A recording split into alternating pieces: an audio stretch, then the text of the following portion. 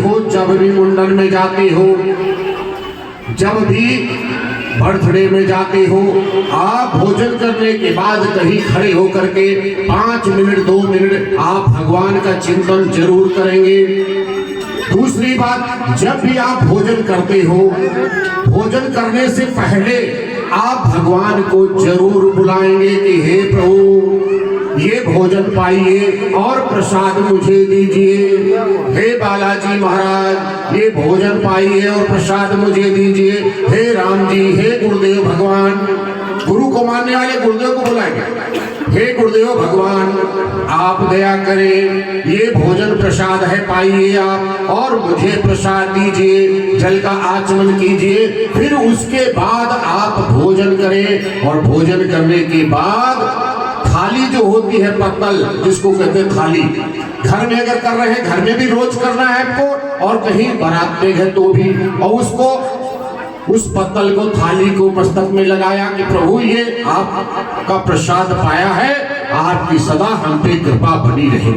क्योंकि देखिए अन्न देवता का जब आप सम्मान करेंगे, पानी पीते हो आप, कभी वरुण देव से कहा कि हे जल देवता आप कृपा करना, मेरे शरीर में 75% आपका वास है, इस शरीर में 75% पानी है, फिर भी कभी हमने वरुण देवता को ध्यान नहीं दिया, उनका शुक्राना नहीं अदा किया, उनको कभी धन्यवाद नहीं किया।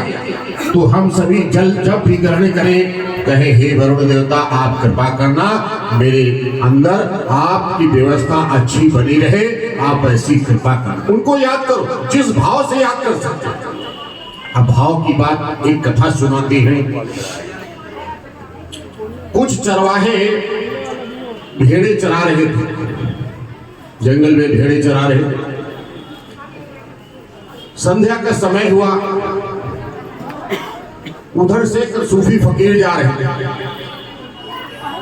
तो चरवाहे के पास से गुजरे। चरवाहा जो है वहीं पे भगवान सूर्य देव को मना रहा था। वहां से जब सूफी फकीर निकले तो उनके कान में आवाज पहुंची और सारी भेड़ें उसको घेर के खड़ी थी।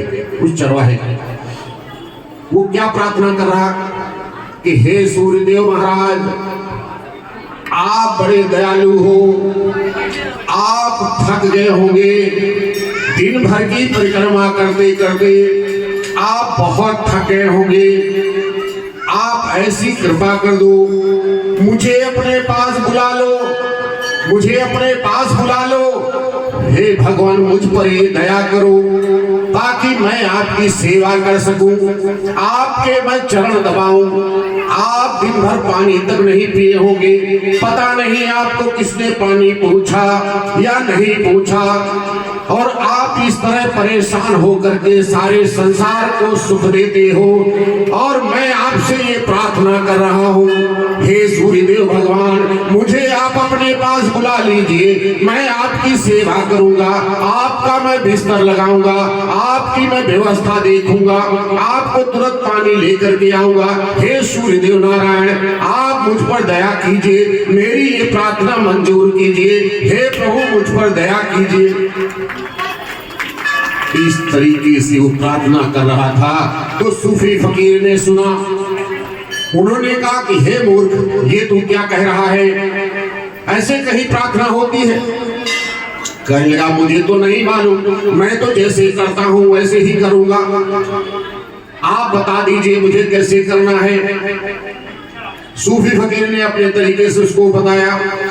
जैसे ही सूफी फकीर काफी दूर चले, थोड़ी दूर जब गए तो वहां से आकाशवाणी हुई कि हे फकीर मैंने तुझे संसार में भेजा है कि सभी जीवों को मेरे पास लेकर के आ।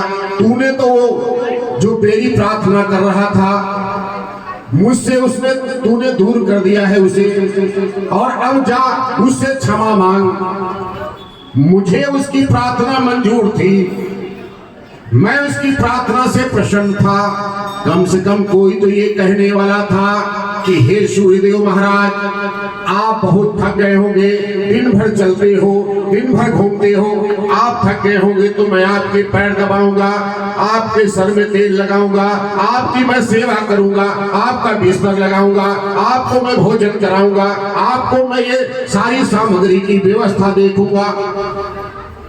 ऐसा सूर्यदेव की प्रार्थना वो कर रहा था और तूने आज जाकर के उसको मुझसे दूर कर दिया है। तू जा उससे क्षमा मांग और मेरी प्रार्थना उससे कह दे जैसे तू करता था वैसे ही कर। सूफी फकीर लौट करके आए।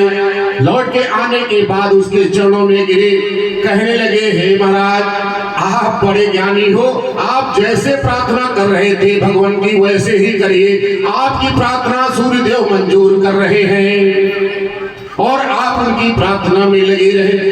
तो याद रखें आप जीवन में सभी आपके साथ में जैसे भी आप प्रार्थना करते हैं भगवान की, वो मंजूर करते हैं, 100% मंजूर करते हैं। तो इसलिए जब बाबा के चरणों में आते हो तो दिल से प्रार्थना करो। किसी की शादी बारात में जाते हो, दिल से प्रार्थना उसके लिए दुआ करो। पता नहीं उसके घर में उस लड़की और दामाद को दोनों को कष्ट मिलने वाला हो। आप 100 लोग गए बारात में, 500 लोग गए बारात में, जाकर के आपने उसके लिए दुआ की। भगवान से, बालाजी महाराज से, राम जी से, शिव जी से आपने प्रार्थना की कि हे नारायण, हे शिव जी, हे भोलेनाथ, इन दोनों वरवधू को मैं आशीष दे रहा हूँ। तो अगर उसकी मृत्यु भी आई होगी वो भी टल जाएगी और वो दोनों बेटी दामाद सदा सुखी रहेंगे। ये आज से आप संकल्प लीजिए। पहला संकल्प बोलिए, भजन सुनाइए।